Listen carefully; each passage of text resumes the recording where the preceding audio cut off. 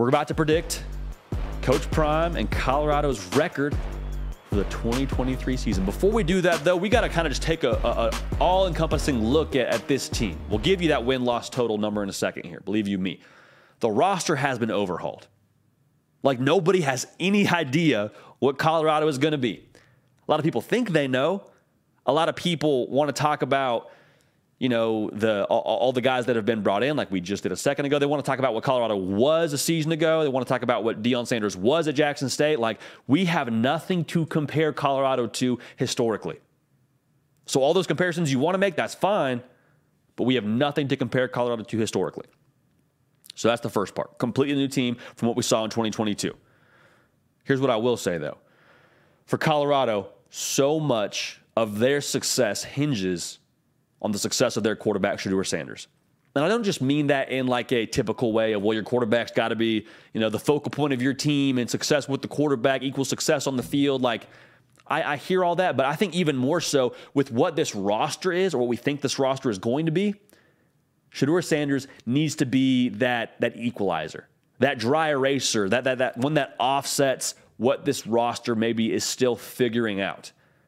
Because when you take so many guys through the portal, it's kind of a process to get everybody developed and acclimated. And so for Shedeur Sanders, the thing is, hey, line is leaky. Offensive line is still trying to get their bearings in the first weeks of the season. Shedeur Sanders got to have the ball out quick. Got to be dialed in to look at what you're seeing with the defense, know where your receiver's going to be, put it on the money. That makes their job easier. You offset the need for the offensive line to be able to hold their blocks for like 3 seconds. In that case, got to hold it for 1.5 seconds. Catch, rock, balls out. That's what we need from Shedeur Sanders in that kind of scenario. Maybe the run game's struggling. Dylan Edwards, I think, is going to be a dude for Colorado here, if not this season, in the future. Cavassier Smoke, also a solid back, transferring from Kentucky. He's played in the SEC and been successful. I think he'll be good. But even if it takes some time, play some good defenses now and then in the Pac-12. Play some good front sevens. Play TCU early. Play Nebraska early. Maybe the run game is struggling a little bit. Shedeur Sanders, man, we got to be dialed in. We got to have you have some success vertically to Jimmy Horn Jr. or Travis Hunter to loosen up that box. So those linebackers can't just trigger downhill. So those safeties can't just fill in the run support right away. Keep the defense honest. Shedeur Sanders offsetting that with how he plays. It's a big factor. Going back to this, last thing I'll say, the defense, hey, man, we're not getting stops. Like Caleb Williams on the other side of the field, TCU and Sonny Dykes' offense, they're just rolling right now. Shedeur Sanders, we need you, bro. Make plays. Make plays. Like, we're asking a lot of Shedeur Sanders because a lot is going to be asked of him by nature of how this roster is shaping out. And so when I look at Colorado this coming season, I got 3 concerns. The first of which being, I think the talent is better than you had a season ago at Colorado, which went 1-11. It's not saying a ton, but I don't know if it's elite enough to where you can win the Pac-12 conference in 2023. I think a lot of people would tell you nobody's expecting a Pac-12 title from Deion Sanders his first year as a head coach at Colorado.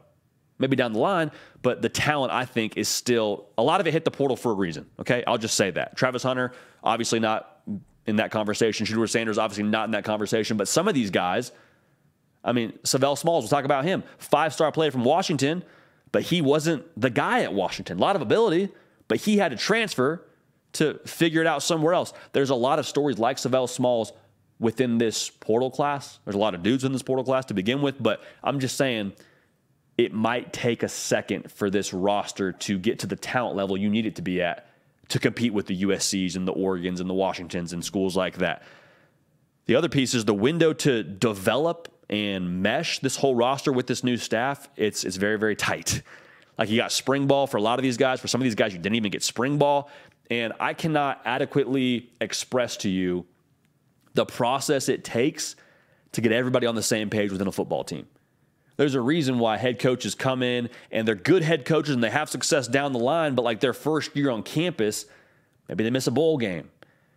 Maybe the roster doesn't even look at all like what they had at their previous job, and the results kind of follow that. Like, it just takes time to have your process in place, to have, you know, the whole program running how you want it to run, and for your staff and your players to be totally on the same page.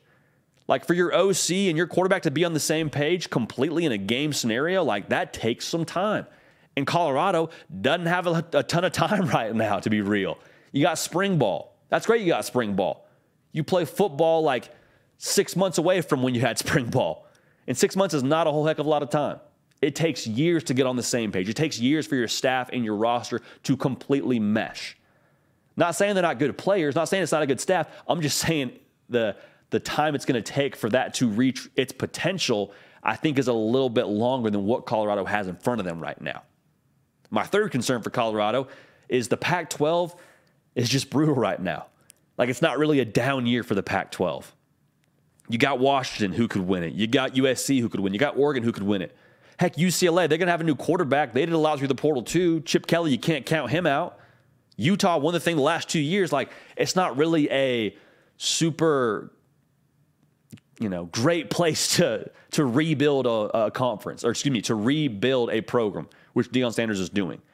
It's not really a friendly spot to get that done at.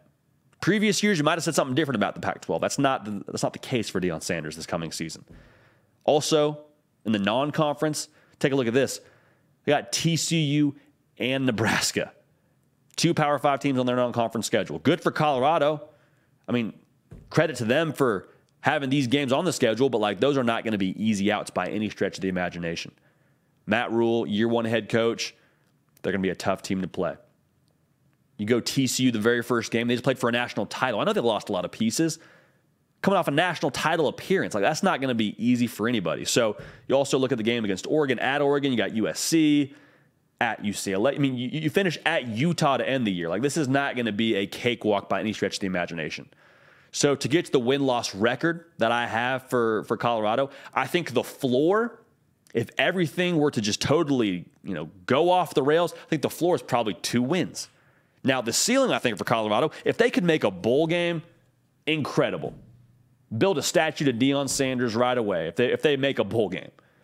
We're being hyperbolic, but you hear what I'm saying. I think 6 wins, probably the ceiling. So for Colorado, I feel a lot better to put their win-loss record, prediction at least, going into the 2023 season, at 4 wins, 8 losses. 4-8 for Coach Prime. That would be a great start. Be a great start.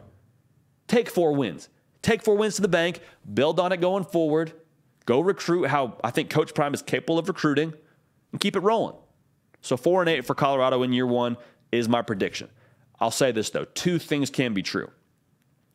I can think it's going to take some time.